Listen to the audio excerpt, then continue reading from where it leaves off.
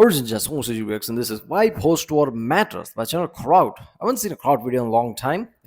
There have been few I think I missed, but yeah. Also something about like space, which is like I don't know how I missed that one. Space and Kraut, like yeah. But yeah, this is about like why post-war matters. Basically, I like these videos because this talks about like all the conflicts that's going on today. Pretty sure there was something also related to North Korea and South Korea that just happened in last 24 hours, something which is like, oh great, that's what we need now. So yeah, all of these conflicts that are rising one day they will also like will be in the last stages of it, and that post-war, like what will happen there, what not. Yeah, so it'll be interesting to see crowds take here. Let's watch it. Hello everyone, this is a short video. I'm trying to squeeze this one in before I return to working on something bigger, but yeah, I have to address something briefly. Post-war is a word that we usually use to refer to the time period after 1945, after the Second World War. And it may take some time getting used to that when the war in Ukraine ends, post-war will refer to the time period after that war. But think about it in this way. Before World War II, there was another post-war era, one after the First World War. Before that, we lived in the post-war era after the wars of German unification. See, I'm not sure about that. Post-Ukraine war will not be referred as post-war because it doesn't affect everyone. It's not a world war yet, right? Post-war of World War II is different. It affected everyone. Now, Ukraine thing, if it like escalates with all the conflicts going on around the world with the Middle East, maybe North Korea thing might flare up. Who knows? China might go after Taiwan. All this like happens around the similar time, like in next few years or something, and they all like stops around the same time. Maybe that would be seen as like a kind of a world war. So that would refer as post-war, but not just Ukraine thing.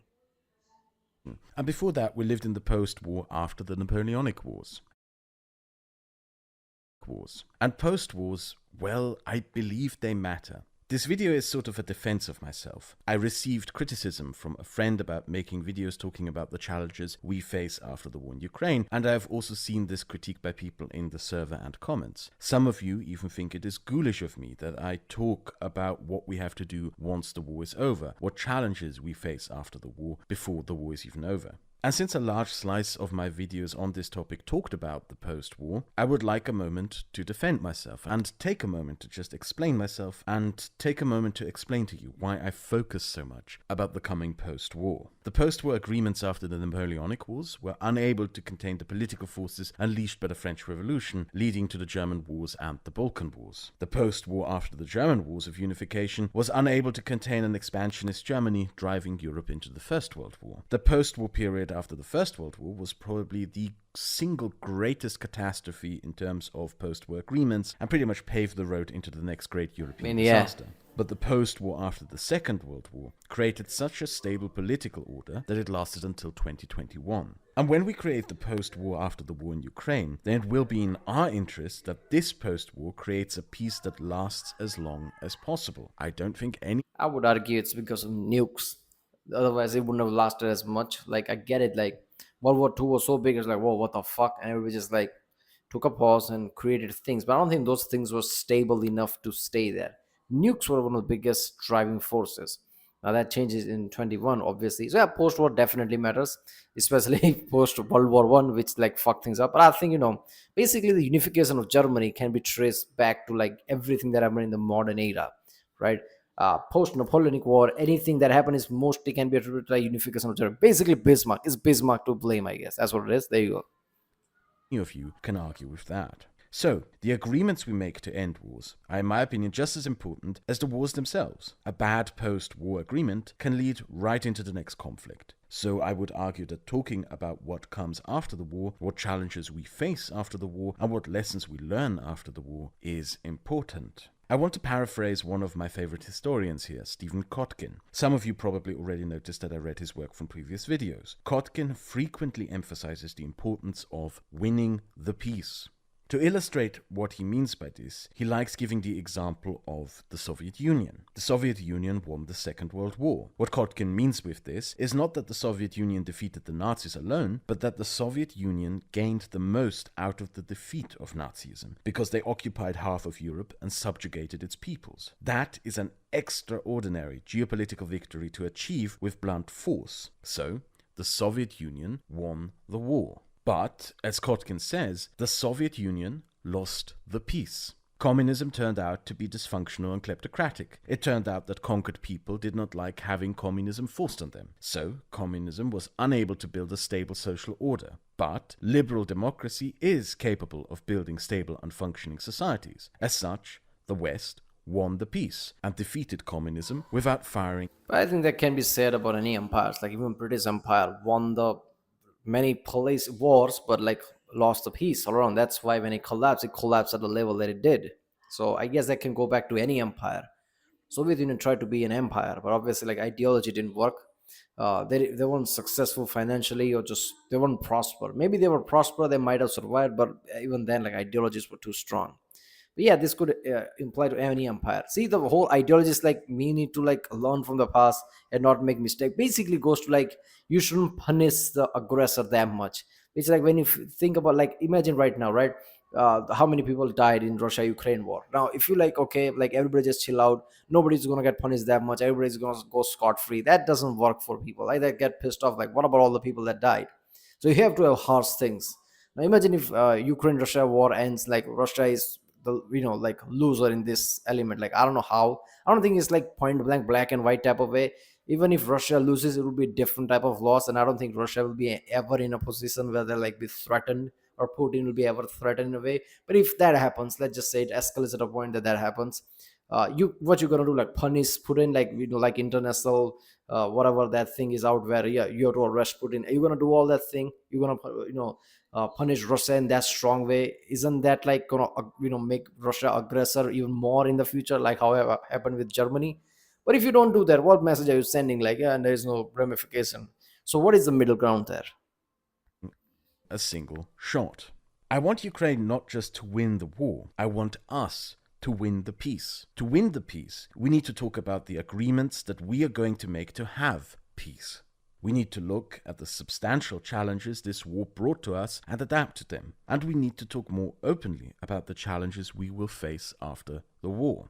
I talked about Ukrainian agriculture in my last video because with Ukraine in the European Union, that will be one of the greatest challenges we are going to face. I talked about how we understand and think of European cooperation because without it, we will certainly lose the peace. I talked about neutrality in Europe because I believe that Ireland and Switzerland in particular will face big and important challenges in a post-war Europe. And I wanted to encourage my Irish and Swiss viewers, of which I have several thousand, to talk and think about these problems and issues and challenges that they are going to face. I want to be very clear about something else that many people unfortunately seem to ignore. Those who are pro-Russian, they also talk about the post-war. They are very clear about what type of world they envision for after the guns go silent. The Russian state and its propagandists want to move on to the next war. They openly talk about the fact that the Baltic states are next. They have publicly threatened the Poles, Czechs, and Romanians. Oh, they do that? They're talking about next war? Like that's a red flag. Like how do you like defend Russia at this point? I read lots of comments, Russian side comments that defend Russia. I'm just like, all right, fine, there are both sides, right? There are propaganda on both sides, but one side more than the other. But if your state is like openly saying like after Ukraine another country is next, if your goal is to invade countries after another to build your Soviet Union that once was in today's world, no, that's just wrong. That is just point blank wrong. I can't believe people are not like coming. Only reason you're not coming to that point, you're finding excuses to justify because you want to be pro-Russian. That's what's happening there. If your goal is to like just like go after countries one after another, that doesn't work in modern world, man. Russia is talking about the post-war. I had once a post-war in which Russia is a European land empire, the first European land empire since the end of the Second World War, which will dominate over much of Europe and leave the rest to be dominated by the Americans. They want to return to the type of imperial realism that divided the world up into spheres of influence. Far-right pro-Russian positions are even more Yeah, I guess China and India is just gonna sit by and just like pick the side. I guess why not? scary. AfD leaders, for example, have published articles and policy papers in which they praise Russia for establishing a multipolar world order in which might makes right. Citing Carl Schmitt, they proceed to argue that Russia is creating the Eurasian space and that Germany must step up to the challenge by creating a Central European space in which it dominates over her neighbors. And when you call them out on it, they pretend like they're just humble. I guess they never went past the 20th century. They still think this is 20th century and all the powers are still their power. I guess China, India, all the other powers don't exist. So yeah, there you go. Yeah, Germany is going to be in the Middle East. Russia is going to other. US is like the three major powers. Sure, why not? Peace activists. The communist pro-Russians, well, they don't really have a plan for peace. There are those among them who have this delusion that Putin will somehow revive the Soviet Union, and there are some of them who hate liberal democracy so much that they're willing to support a fascist Russia starting a war of imperial aggression against it. Those few communists who actually read communist literature and believe that stuff constantly talk about imperialist war being beneficial to the material conditions of the working class. This is from Lenin, who, remember, came to power because the Germans sent him as an agent to Russia during the First World War. And Lenin concluded from this experience that wars between non-communist entities are good because they create power vacuums that bring people like him to power. So basically, just opportunism. Lenin and other communists just like to sprinkle intellectual-sounding words over it to make it sound smart. Commies do that kind of stuff. So what all of this should show you is nobody who is pro-Russian actually has a good plan for peace, not even the Russians. A Russian victory in Ukraine is basically just a stepping stone leading to the next wars. And it also means something else for the rest of us. We have an advantage, because those of us who support Ukraine actually have the ability and vision to map out plans for peace that actually last and bring prosperity. And for that reason alone, I think we should talk more about winning the peace. I hope this defense of myself is sufficient for those of you who leveled the criticism that it is too early to talk about the post-war. In fact, I hope I may have even convinced some of you of the importance of talking about a post-war. The war is still raging. It may go on for some years, but I believe one of the worst outcomes, especially for us here in Europe, would be for Ukraine to win the war and nobody then has a plan for after the war. Winning the war is a challenge. It is, however, doable. The numbers are all in favor of Ukraine in terms of technology and industrial power. I just believe the political will is lacking because the vision for the post-war is lacking. Having a plan for a post-war also matters to give people something to fight for. And not just not having plans, having other major powers around the world like dictating things or like leading things, that could also like how basically in Middle East how Syria and things are going, just becoming a puppet. That's, you can't have that either. Otherwise Europe's interest will not be met. So Ukraine and the like countries that are affected or like might get affected, closer countries like that bordering Russia, there might be a threat, like they have to like get involved really strongly post-war. And it's not weird to talk about post-war. Well, you can't envision post-war. Usually what you think the war's going to go on is like too early. So it doesn't matter how early it is, like we have to talk about post-war. What do you mean by early? Are you thinking the war's going to go on for like multiple decades? Is that what you're envisioning? That's fucked up. It's hopeful to think the war's going to end soon and let's talk about post-war. It's hopeful to think that. Doesn't matter if it's naive or not.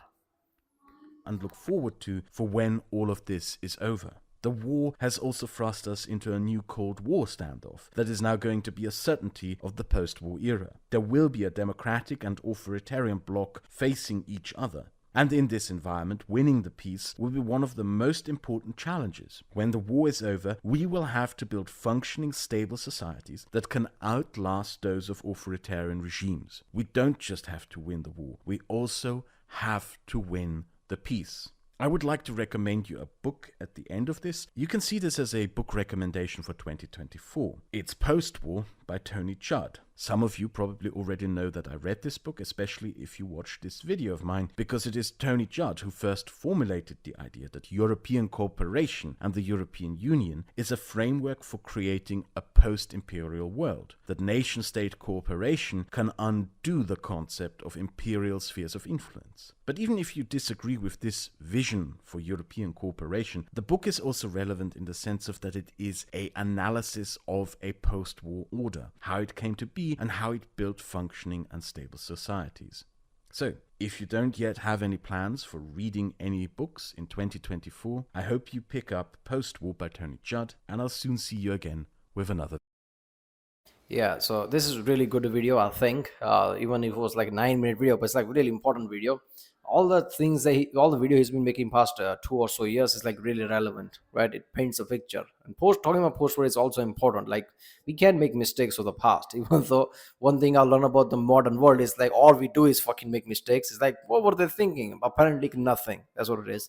experts are not much of expert nowadays. That's the fear I have. Like, you think like all the people, like you see literature like this, it's like really smartly written, smartly thought out, but those people are not the one who's in charge, right? The people who are in charge or making decisions are really stupid, right? At least that's how feeling in the modern world, and they always fuck up. Nowadays, fuck up is like a really high number. So that's the worry I have. Like, what if like post-war things, like everything goes bad as much as it can go bad? And another, like, like cynic version of me is just thinking like certain bad elements who might want that bad post-war to happen, so like that can lead to more wars and more profit to some select people, which is also a worry to me, because war also like brings profit to a lot of people, which is like, okay, so is peace in everybody's mind, especially in the powers, major powers around the world, in their mind? That's the question. So it'll be very interesting to see like where this Ukraine post-war is going. And not just Ukraine, it's like every other wars are also popping around the world.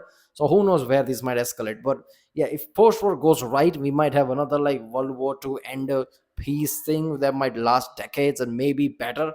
So this time we don't make mistake that happened last time, so like another 2021 thing doesn't happen. Who the fuck knows?